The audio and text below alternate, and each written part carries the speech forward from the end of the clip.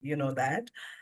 We are going to be talking about the winning mindset today, right? And of course, I have put in fly back to work. But when I say the winning mindset, it doesn't mean that any of us are losers any point in time in our life. We are always winning. Okay. But to win, you need to have a mindset, which is the winning mindset. And if you have that, you can for sure fly to any destination, literally, figuratively, in any way, whatever you wish to do, you can. So I really wanted to start with this story, and some of you may have heard this story. Um, I will still do it despite the fact that a little bit of my thunder got stolen by the statistics that Nimisha gave us. Okay, so we had 11,000 applications. So my story was going to be way back a few years ago when I was at Capgemini. So I have 25 years of technology experience. So my last job was with Capgemini. So we got a new project, and hence we wanted to hire a lot of graduates.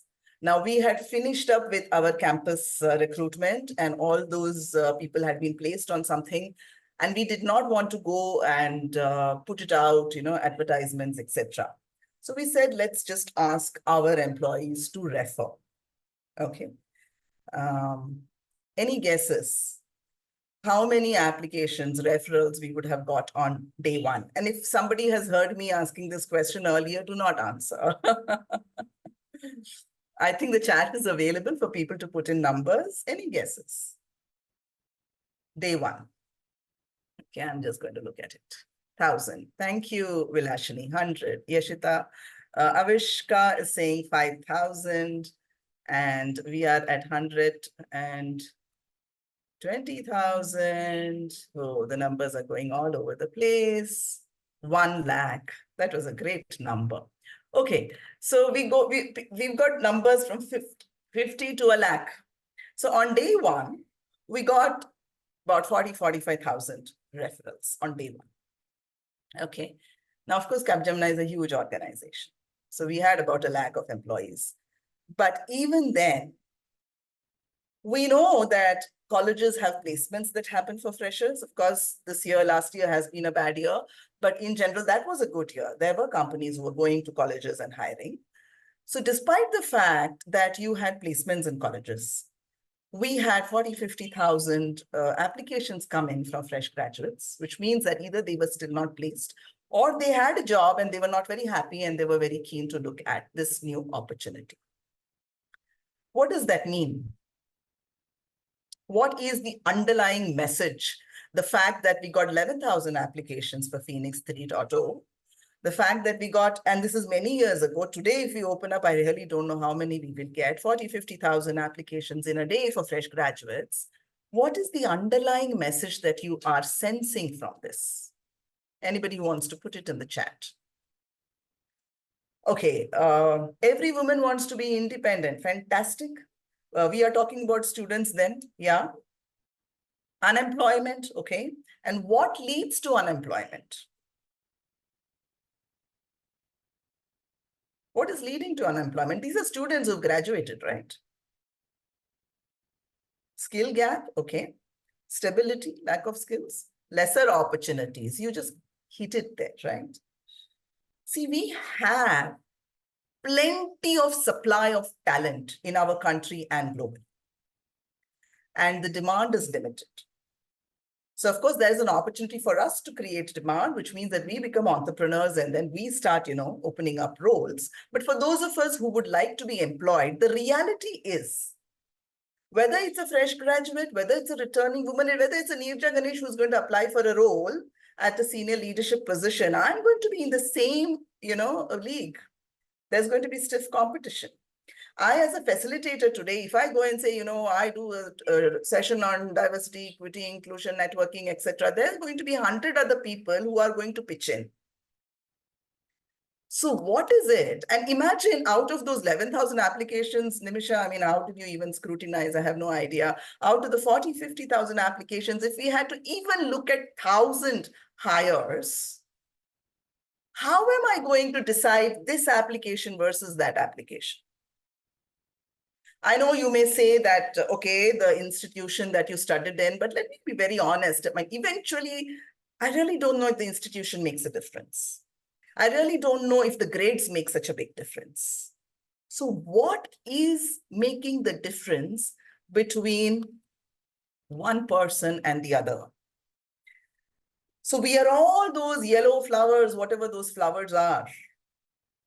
How do we differentiate ourselves as the red flower so that Myntra or Capgemini or whoever wishes to hire actually picks us up for an interview and then finally, to kind of give us that opportunity? And that is what I want all of you to start thinking about. And one of the things that I strongly believe and I recommend is that we need to build ourselves as a T-shaped individual. So I'm not looking at the chat. We will probably take the questions towards the end, unless and until there's a very compelling question which I need to answer, then you can stop me. Whoever is looking at the chat can stop me and ask me that question. But otherwise, we'll go till the end and take the questions. So what is a T-shaped individual? So obviously, we know the vertical of the T is all about the subject matter expertise that each of us has. So 1, 2, 3, subjects that we have core strengths in, which we always are honing, for sure. So you graduate and then you go and work somewhere, you take on additional certifications, your organization trains you on something, etc., etc. So that vertical of the T keeps going deeper and deeper and deeper. I don't think we ever stop there. But the horizontal of the T, which is the breadth of skills that an individual needs to possess, is what is the differentiator between that one person and the 40,000 other people, or the one person, the 11,000 other people. And what is that breadth of skill that I'm talking about? These are all the softer competencies and the additional skills that a person comes with. So are you a problem solver? Are you a team person? Are you a collaborator? Are you curious? Are you, looking at innovation and everything possible that will decide that you are the person who will be an asset to the team? Because all of us know that the skills, the vertical, the skills, the hard skills can always be learned.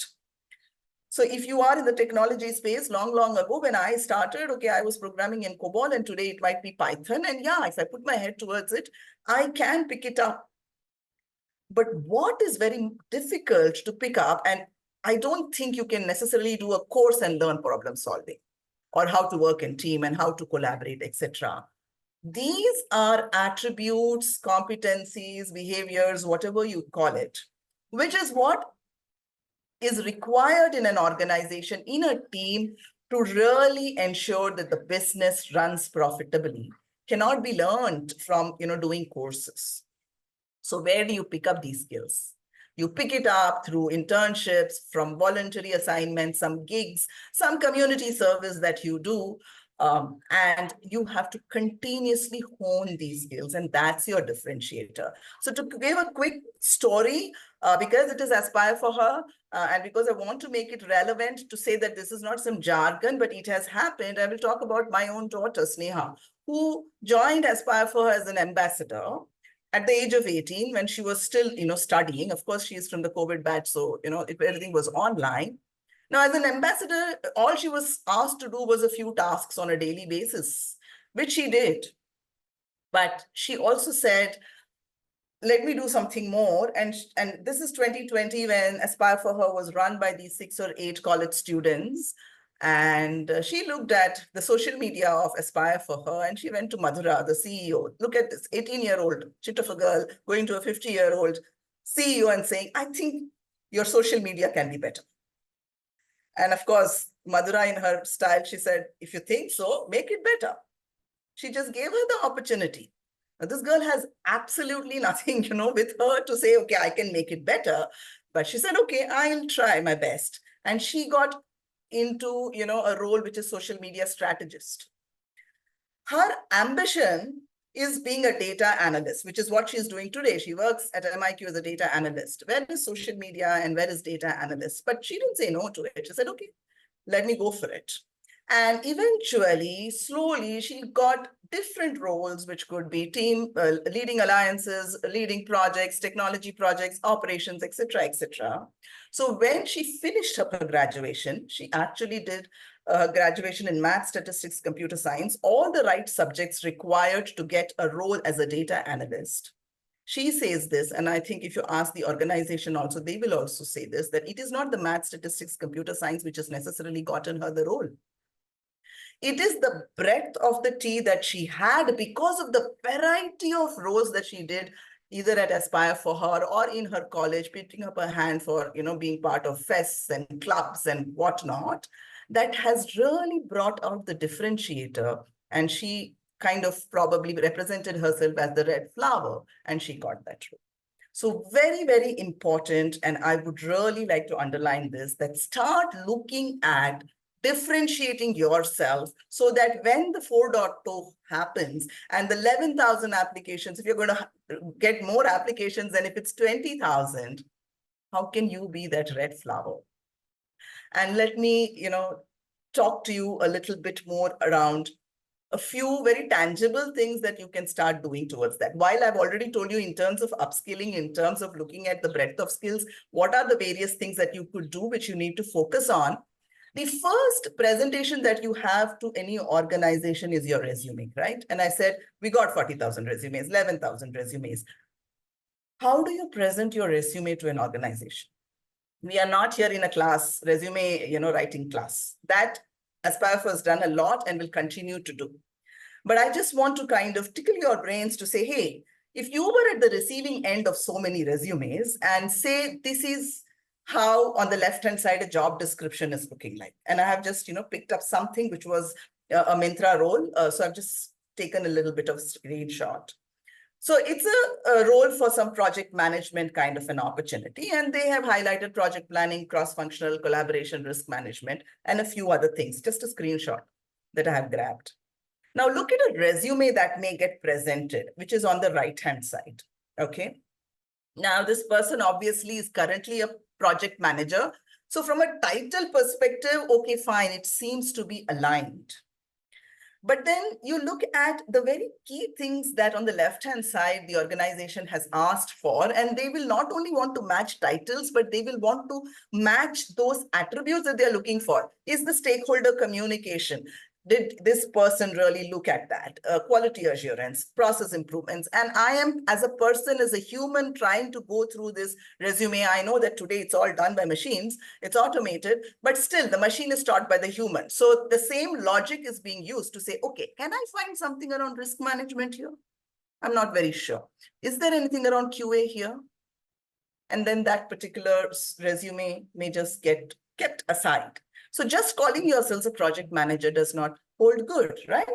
Now here is the second sample. And these are all real resumes. I've tried to remove the names of the people and the companies, etc. Now here is a resume where I can see a lot of e-commerce, e-commerce, e-commerce, which means definitely from a domain perspective, I'm sure Myntra will like this particular resume.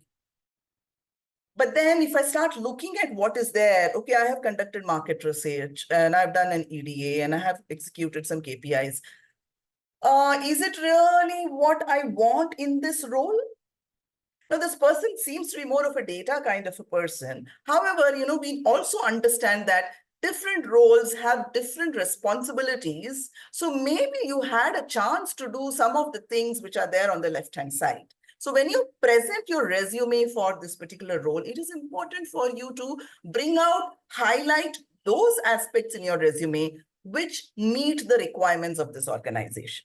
Now, I'm not asking you to cook up stories or, lie through your resume. But if you really have done that, then that should get highlighted so there is a match. We all understand matchmaking, right?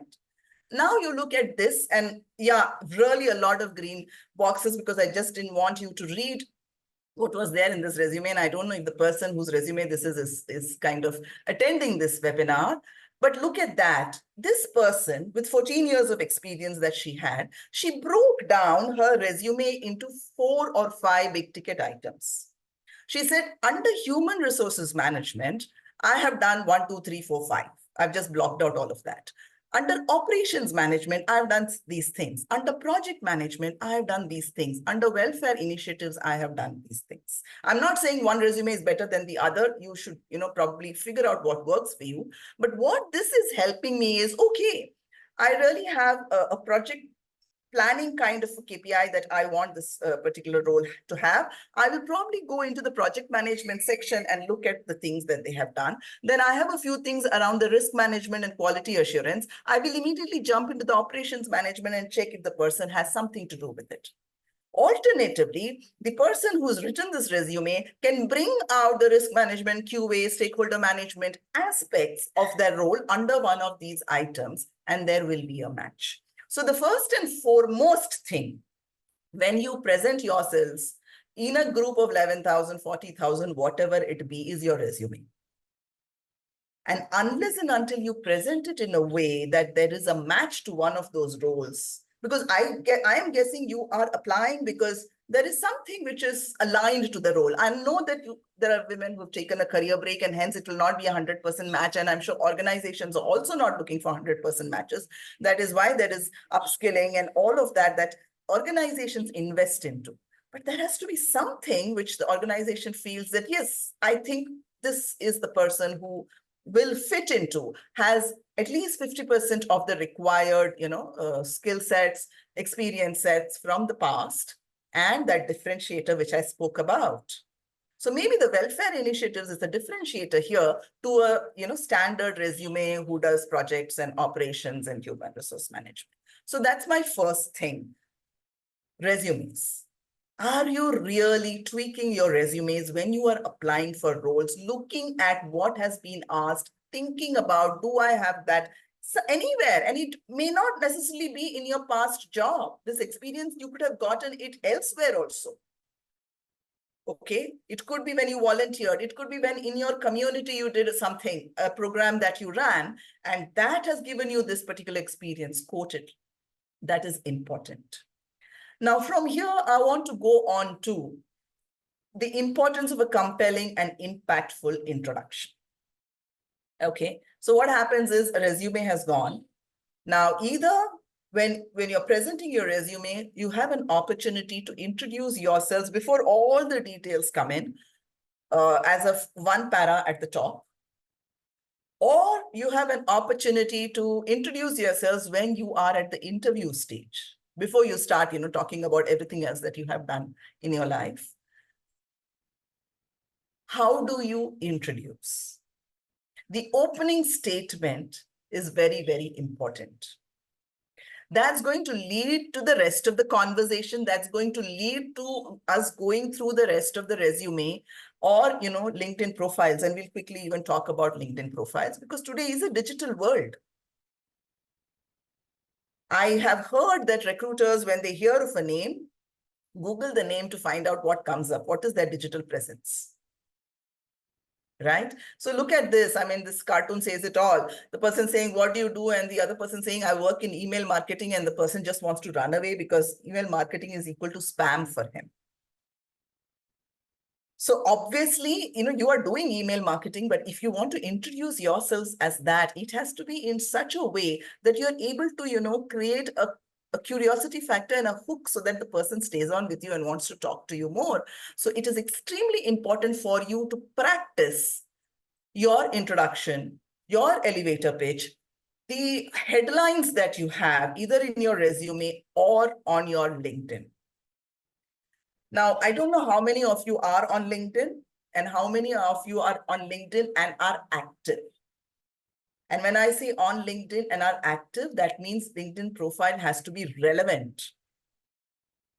Okay. So it is important for you to have a good, catchy LinkedIn headline.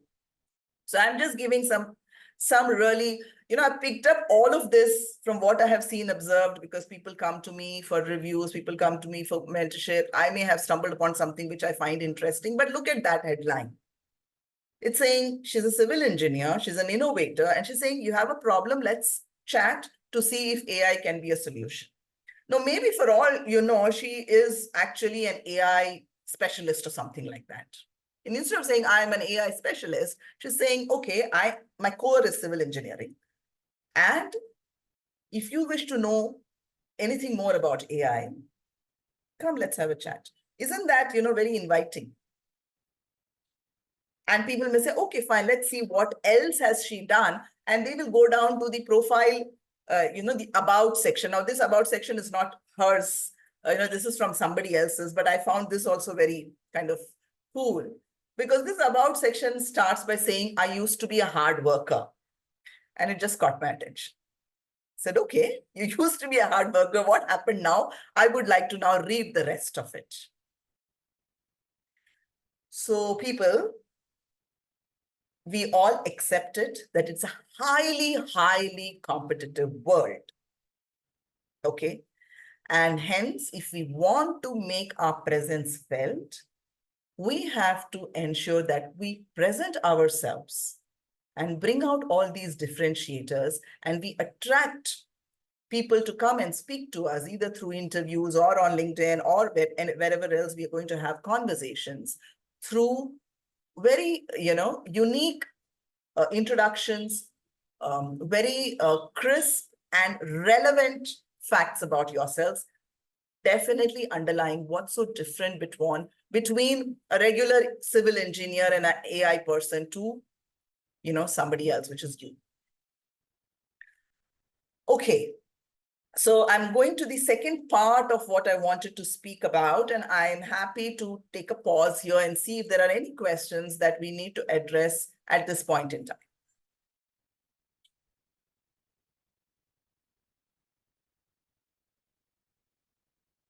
Any? Uh, Go ahead, Priti.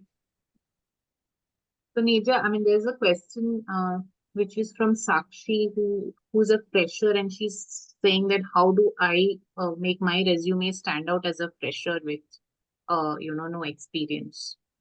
But even as a fresher, you must have done a few things in college, right? I gave a story of my own daughter. She's 22 and, she's got some LinkedIn presence. She's got some, resume, all because of the stuff that she did along with what she was studying. And that is why I'm saying it is important for you to go beyond just the vertical of the T. So I'm sure as a fresher, I mean, if she can tell me, either you can unmute her and, she can possibly tell me what she's done in the college, what she studied, and what else has she done. Would she like to come on? You have completed some certifications. Okay, Sakshi, and what else? So what have you studied? What is the graduation you've done? You've done a BTech in what? Now you are introducing yourselves to me. I may not have the patience to, ask 100 questions to get to the bottom of it. Here is an opportunity for you to pitch to me. As a fresher also, you can pitch. Right? So you did a BTech in computer science from some particular college, and you've done some certifications. What are those certifications? And what is it that you did beyond just computer science BTech and certifications in those 4 years of your college? Were you part of some clubs? Did you organize some activities? Were you part of, any extracurricular activities? Did you do any community service? Did you volunteer somewhere? Did you have some internships? Anybody can answer that. I don't want to know about your BTech computer science engineering. What else did you do? Because as I said, here already I have 2 freshers who are saying BTech computer science engineering. Now, if I have an opportunity and I have to choose only one person between these 2 BTechs, computer science and engineering, how will I make the choice? What is your differentiator? You were a volunteer during your college. What did you volunteer in? You can unmute is what I'm hearing, so it'll be faster. What did you do? Yeah. Yeah. So I was there with a organization, like there was a organization going on, or let's say it's a like what we can say, like it's a cultural fest there. I was there volunteer. Okay, so that's great. Now here's the differentiator. Not too many people would have volunteered in the cultural fest. Now, what did you volunteer as? What were your core responsibilities? Like I was the one who was responsible for each and every program going on. Right. So now that's a fantastic differentiator. You were responsible for ensuring that the entire cultural fest was successful. Yes, ma'am. What a brilliant way of putting it. Instead of saying, I volunteered at the cultural fest. Instead of saying this, I was the person who made the cultural fest of 2023 at this particular college a huge success. Is there a difference in the way you put this versus what you said earlier? Yes, ma'am. When you say that, it makes me ask, oh, really? So what did you do? How many events were there? How many participants were there, right? I will further want to know that. Now, if you say there was only one event, then I know the scale was what. If you say there were 100 events and there were 20 colleges participating across the country, across South, North, wherever, so we can't be practicing this now, but I'm giving you an inkling of how you are bringing out the differentiator in the way you say things and what you put in your resume and what you put on your LinkedIn.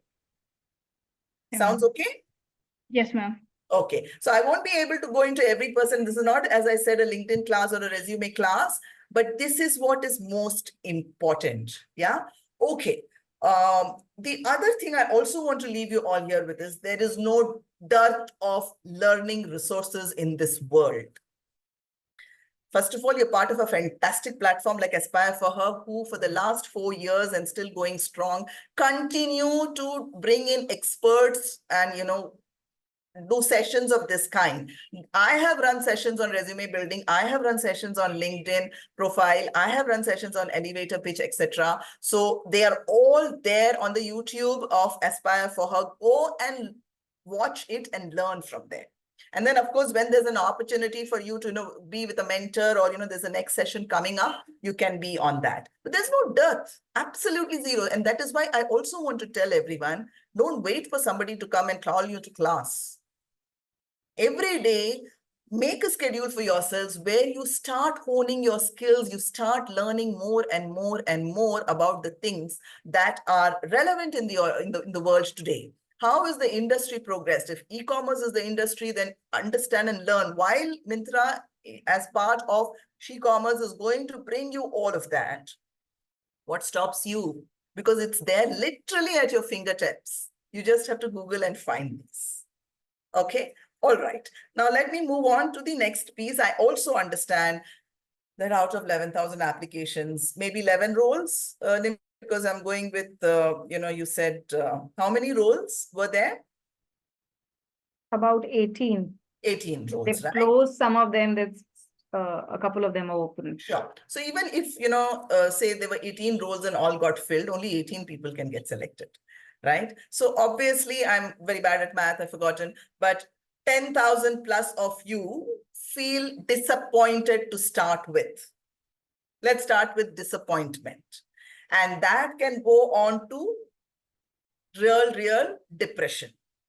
Okay, none of us have to get depressed because there is an opportunity that we didn't make to, but we are all humans. And I also face disappointment, and I will also go through that curve of the extreme, which could be, oh, I'm so very depressed with life. So it is normal and natural. So it's okay, because we were looking forward. And I have written a very big word, adversity. There is nothing called adversity which has happened because of that. Or even in life, I don't think anything is an adversity. It's a situation which you need to deal with. And I just thought I will talk to you a little bit about how can we all prepare ourselves and deal with such situations. Okay. And the first and foremost is let's accept it. How many of us are able to accept the reality that is presented to us? In this case, we didn't make it. Either we didn't make it to the interview or we went to the interview and we didn't get selected. Only two things, right? Can we accept it? Because acceptance is the first stage. If you're continuing to be in denial, to say, I was good, I think they did not do a good job. Somebody else, has gotten, which should not be the right person. They should have at least called me for an interview. And you're continuing to be in a state of denial and giving reasons and excuses to, kind of just tell yourselves that I was good. And, this shouldn't have happened to me. You are not helping yourselves move ahead. Because the outcome has happened. Whatever is the outcome has happened. Now, if you have to move ahead, you have to first accept it. And then go ahead and say, okay, what next for me? Okay, so there are three kinds of people that we have. The first one is a quitter who says, I just can't climb that. So I don't think we have quitters here because we have everyone who wants to climb. But there are people who say, okay, my goodness gracious, this particular role needs all of this. You look at the job description and you say, okay, it needs all of this. That's not for me. So you don't even become part of this community. Those are the quitters. You get very overwhelmed when you look at, the 100 things which are asked in the job description. The next kind of a person is a camper, which is halfway to success. Yeah, I'm done. This is a good place to be. Let me just rest and maybe be here for the next 5 years. Some of us may be campers. Okay. We get to our comfort level and then we say, okay, this is where we want to be. Now just reflect and figure out whether you are a camper. And the last one is a climber. The person strives to reach the top of the mountain and just doesn't stop. And if you want to be that, so what, Phoenix 3.0 did not get me the role. I am going for Phoenix 4.0. I'm going for any other opportunity. I'm not going to stop. If you want to be a climber, you have to build resilience in yourselves and accept where you are and try to learn from those situations. That, and I already gave you all of these tips, and you can start reflecting. Maybe my resume was not the right match. I have the skills, but I did not, put it across in a way that, they picked up the resume. Maybe I was not able to put out a good introduction. Maybe my LinkedIn needs some work, whatever. Or maybe I myself need to skill a little bit more because there are so many out there. Now I realize there are so many out there who may be much better than me. So let me start skilling myself more. So that's why the acceptance is important, that, yeah, I need to work on myself. It is important. And then you start building the resilience to say, I'm not going to stop. I'm going to continue to climb. So I want to kind of give here a story. Where are we? Okay. Of Pavitra Singh. I could have narrated many, many stories. I just thought I'll bring Pavitra Singh's story. She is the CHRO and Vice President at PepsiCo India and South Asia. And she's also got a business role right now. So this is her story. So she rejected the PPO, the pre-placement offer that comes to graduates when they are in college. Many companies come and give you a pre-placement offer, right? So when she was in her first year of MBA, she rejected that. Because what will happen if you're in the first year of MBA and you take a PPO, maybe you'll have to cut short your studies because they could tell you to come and join anytime. And she didn't want to do that. Many people told her not to do that. I mean, come on, you're getting an offer, even if you've completed your course, how can you be stupid enough to, leave that? But she followed her intuition. So this is her way of tackling what comes in life, right? She said, I followed my intuition against whatever everybody else said, because I wanted to complete my studies. I did not accept the PPO. What happened after that? So she completed her graduation. After graduation, she landed a great job.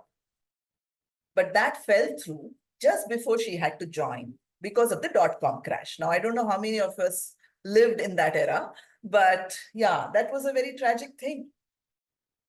Many, many jobs were lost. And many, positions we may have had offers were not honored. And we've seen this, even I think right now we are going through a phase of that. Many offers are not being honored. And this was a huge blow and setback to her. Can you imagine this lady who says no to a PPO and then she got a good job and then suddenly she doesn't have a job? Imagine what she would be going through. The young student just out of college. And with all those rosy-eyed dreams, she's an MBA, so she's going to start somewhere.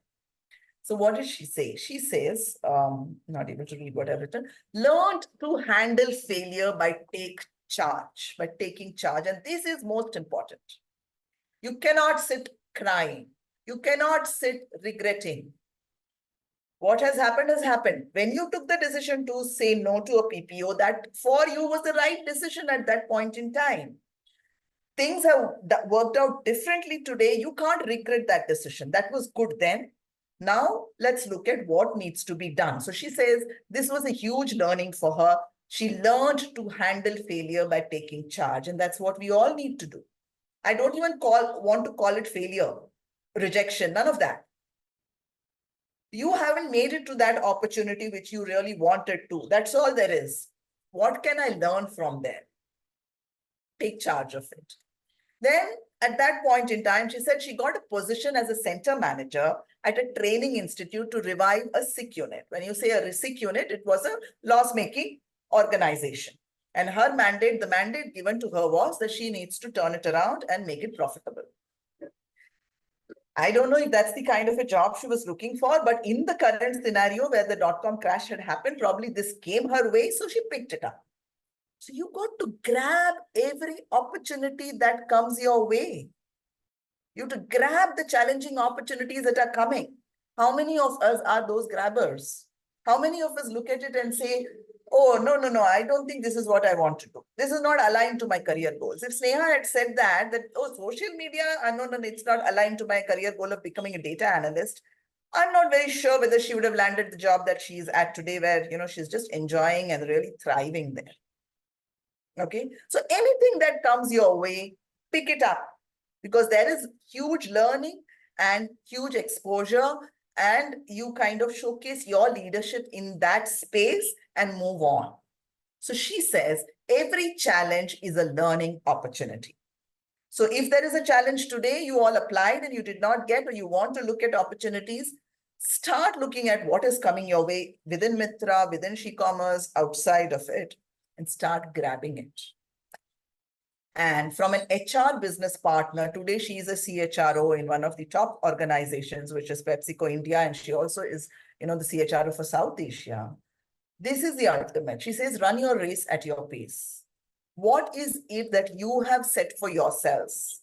Your goals, your timelines. It's not somebody else's timelines. And I'm saying this because I've had so many mentees who come to me and they are so dejected because they've been applying to all these roles and it's not coming their way. And they're crying because they are not very sure whether they want that role. But because their peers as in, there are so many returnees who are sitting on the Telegram group. Okay. And one said, I suddenly got this job, and somebody else is celebrating, I got this job. There is a feeling of she got it. Why am I not getting it?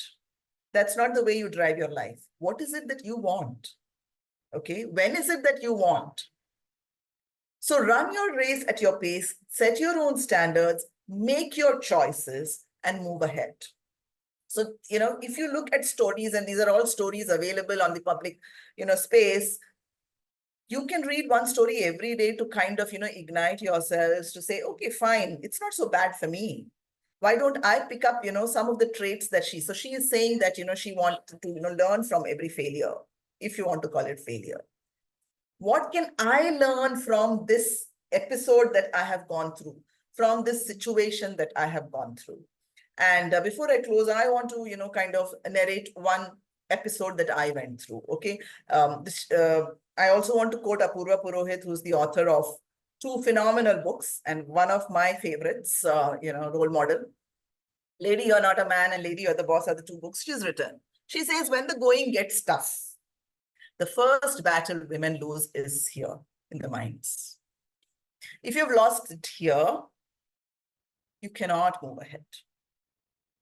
That is why you need a winning mindset. Okay. So I'm going to narrate. So now all my introduction was done saying, I am a speaker, I'm a TEDx speaker, I've spoken, and I've spoken it, and I've lost count of the number of platforms that I've gone and given talks at. Okay. Hundreds. Could be virtual, could be in person, and audiences sizes. I know the largest audience size I had was 1,200 women sitting and listening to one of my keynotes. And TEDx, of course, is a big platform, right? Now, I got an opportunity last week or the week before to be on a TV show, an Australian TV show. Okay. Now, the lady who invited me, she said, ideally, I would like the guests to come to the studio in Australia, but if I need a diverse guest pool, then I have to start doing virtual also. And I did my first 13 episodes, which are all in the studio. So I'm happy for you to come. So we'll send you a Zoom link. And I said, okay, fine. What's the big deal, right? I've done so many Zooms like this. So all she said was, Neeraja, you need to have a good background and you need to have good lighting in front of you and wear a red or a blue, kind of attire. So I said, blue sari works for me. And she said, there'll be 6 questions in 13 minutes, which we will ask. It's a very, concise thing. And I'll send you the questions also upfront. And she sent me the questions also. And she said, sit in a place which is not very, noisy. Is it the first time I'm hearing this? Of course not.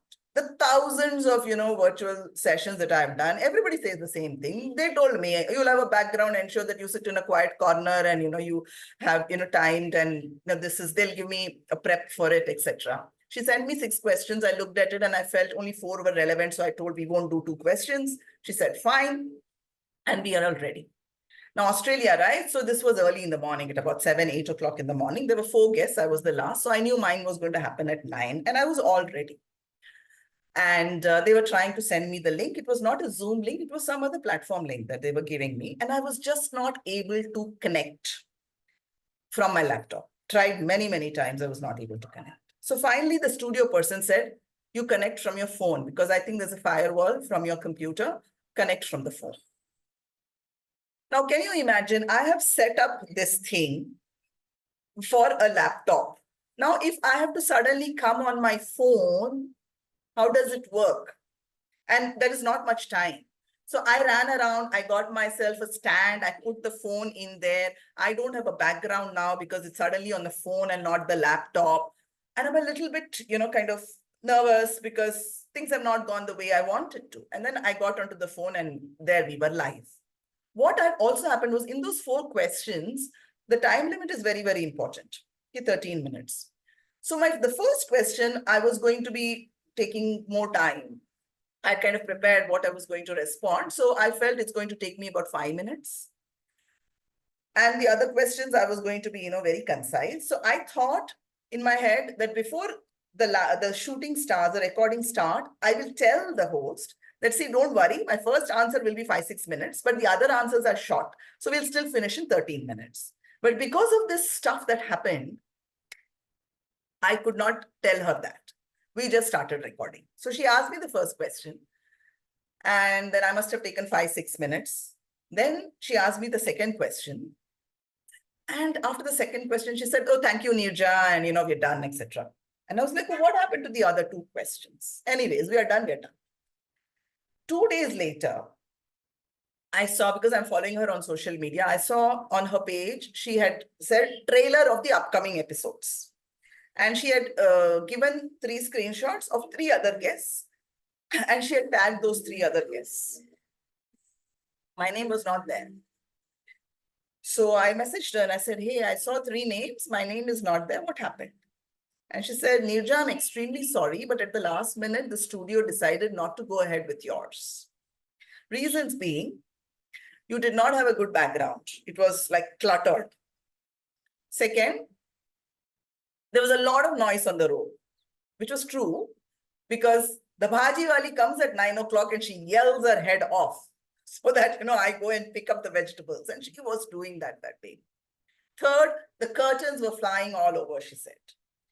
And fourth, there was a person who walked in. And yes, the person walked in. My husband walked into that room. And because the alignment of the phone was in such a way, he was visible. And then we did only 2 questions and the studio felt there's no diversity of thoughts in this particular conversation. So overall, they said, scrap it. Now, can you imagine? Of course, I was disappointed. I did not go into depression, but I'm human, right? I was looking forward to being on a TV show and this is what happened. But I had many things to do that day, so I kind of put it aside. But by the time I went to sleep, the depression was setting in. So it's okay. And I remember Selva, I don't know if it was on Aspire for Her, who came and said, yeah, if you are going through bad times, cry over it. How long will you cry? 1 day, 2 days, 3 days? First cry and finish it off and then move ahead. And I just found it very profound. So I felt bad that night. The next morning I woke up and said, so what, I can't be on the Australia TV show. I've got many other things lined up for me and I'll find TV shows elsewhere. My goal now is to find a TV show. I will work towards that. But the most important point here is that why did all of this happen? Why? Anybody? Why is it that, I had to go through such a feedback? Anybody?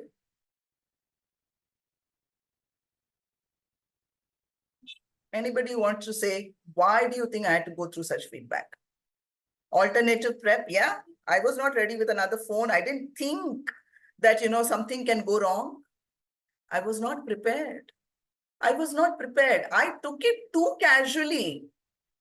TV shows are different to any other podcast appearance to, anything else. And I'm saying to everyone, I have said, there'll be one background. Yeah, a little bit of noise is okay. I mean, who cares a lot? If people walk into the room, it's okay. The it's okay kind of, and I really didn't take it that very seriously. I should have probably walked into a studio in Bangalore and taken this call, because it's a studio setting on their side, and it's only in a studio setting. In a house setting, there's no way you're not going to get, noise. It's only the studio setting where everything is professional. You could have delivered this, professionally, and it could have gone. So the learning for me for this was, Neeraja, how could you just take it so casual? And to all of you, please ensure that you treat every interaction with anyone. It could be a very young recruiter, they may be asking, some recruiter in the organization to first screen the CV, have the first 5 minutes of conversation, and then give the feedback. And you're saying, a recruiter hi to hai na? It's not the CEO, it's not the MD, it's not the TA, head. No. Presenting yourselves in the best possible fashion. And when I say fashion, I'm not talking clothes. That is also a part of it. But overall is important every time, anytime. And I have this mantra where I say, treat every interaction as an opportunity. Here, somebody who was trying to tell me what did she do in college was an interaction, and that could have been an opportunity for her. So be prepared at all times and present yourselves extremely well. And before I close and take questions, there is a book recommendation that I have for today. The book recommendation is The One Thing. It's a phenomenal book. It says that, to get extraordinary results, you don't have to do 10 things. You have to do only one thing. And that one thing you have to do well. Pick it up. It's an easy read. And I think it will give you some insights and pointers. So that's all I had from my side for today. I'm happy to stay connected with you through Aspire for Her